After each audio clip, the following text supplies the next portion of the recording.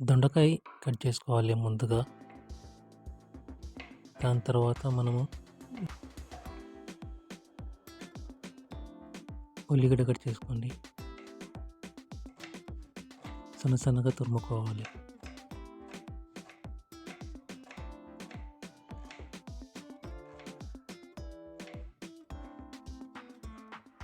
టమాటా కూడా కట్ చేసుకోండి సన్నగా.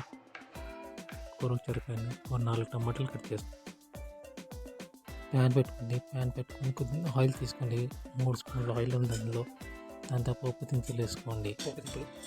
నేను అందులో ఆవాలు, జీలకర్ర, మెంతులు వేసుకున్నాను. దాని తర్వాత వేగాక కొద్దిగంత ఆనియన్ వేసుకోండి. ఆనియన్ కొద్దిగా దూరగా వేగాలండి. దాని తర్వాత మీరు దొండకాయ వేసుకోండి. అందులో దొండకాయ వేసుకొని కొద్దిగా నూనెలో ఫ్రై చేయండి గట్టిగా. చాలా బాగుంటుంది.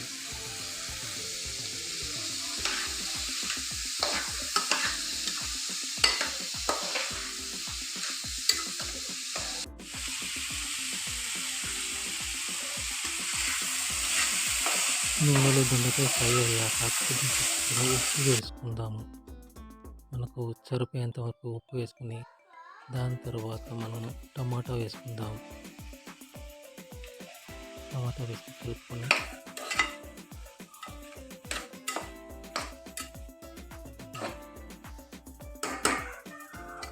టమాటాలు వేగాక మనం తర్వాత పసుపు వేసుకుందాము.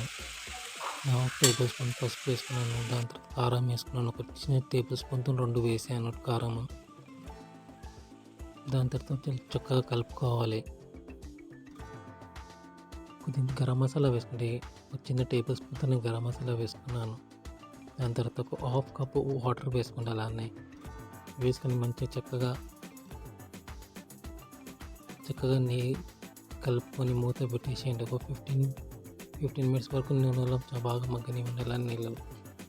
దాని తర్వాత మీ దొండకాయ కూర రెడీ అయిపోతుంది. అన్నానికైనా చపాతీకైనా బాగుంటుంది. ఈ దొండకాయ కర్రీ, టమాటా దొండకాయ కర్రీ రెడీ.